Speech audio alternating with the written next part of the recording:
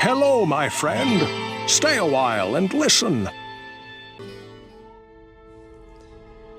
This video is going to cover the Horadric cube and many of the crafting recipes that are available in the game, so let's jump into it.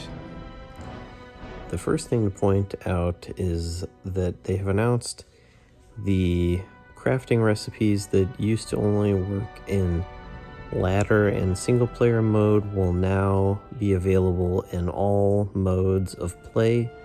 So any recipe that you see that says only available in single player or ladder, you can go ahead and disregard that. It should work in any mode now.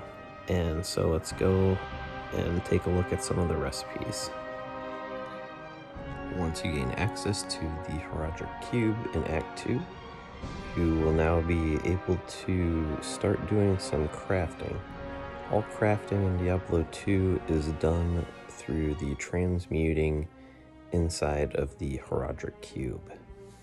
And the Horadric cube has some interesting properties. It only takes up a 2x2 space in your inventory, but when you open it, it has a 3x3 grid, so you actually gain some space. So many players will actually carry the cube in their inventory for this additional space.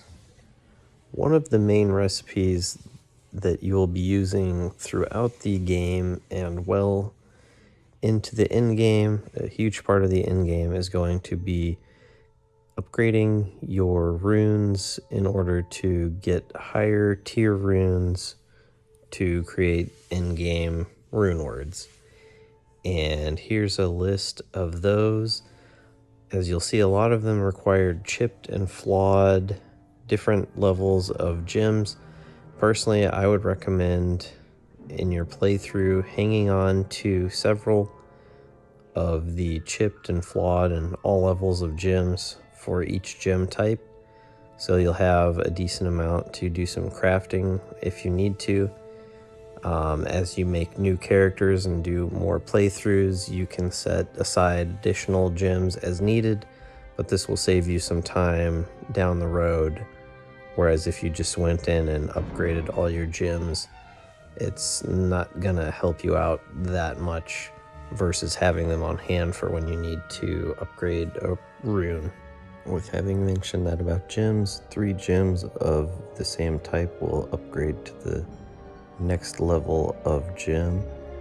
And another one of the recipes that will be used a lot towards the end of the game is getting an eye level 94 Grand Charm, which can only drop from Hell, Diablo, Bale, or Nilithak, and re-rolling it inside the cube with this recipe.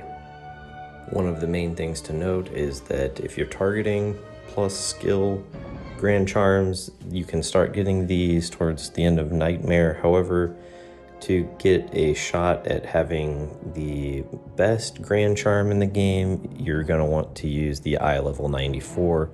So that is why most players just use eye level 94 Grand Charms, because you then have a chance at getting the best in the game, as well as plus skill Grand Charms. This one is basically just for new players to the game. If you're not sure how to open the portal to the secret cow level, you also transmute this in the Horadric cube after you kill Diablo in each difficulty. You need Wirt's Leg from Tristram and a Tome of Town Portal. It doesn't matter how many portal scrolls are in it, it will work regardless, and then you can transmute it in town, and this will open up a portal to the secret cow level. You can also add sockets to items, be they normal, magic, rare, or unique. Typically, you'll use the Larzuk quest reward for the majority of your items that are unique to add a socket. It's the quickest, easiest, cheapest, most efficient way to do it. For normal items, however, if you're just looking for a crafting base, it can be a good idea to use the Horadric cube recipe, because your Larzuk rewards are valuable and you don't want to just waste them when it's not necessary. In some instances, it is a good idea to go ahead and use the Larzuk quest reward. For instance, when you're starting off and you need a 4-socketed one-handed sword or paladin shield to make Spirit Rune Word early on to get ahead of everyone else, that can be very useful. A couple other instances it might be useful, but the crafting recipe here also, if you have the ingredients, is probably gonna also be a very good consideration for you. Another recipe that can come in handy depending on the item is the ability to upgrade the quality of the item to the next tier. So you can upgrade a normal item to an exceptional item to an elite item, but be aware that this will also increase the required stats for that item.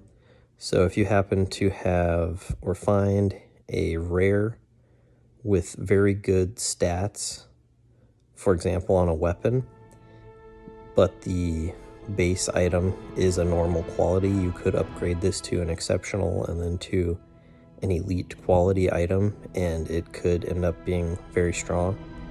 You can also do this with normal items, normal uniques I mean, and upgrade them to exceptional and then elite. So depending on the unique properties, this could also become very strong, but just remember the stat requirements will increase, and so if you are just using minimum strength and dex for the item, you could potentially make it so you can't use the item without dumping a lot more points into those stats.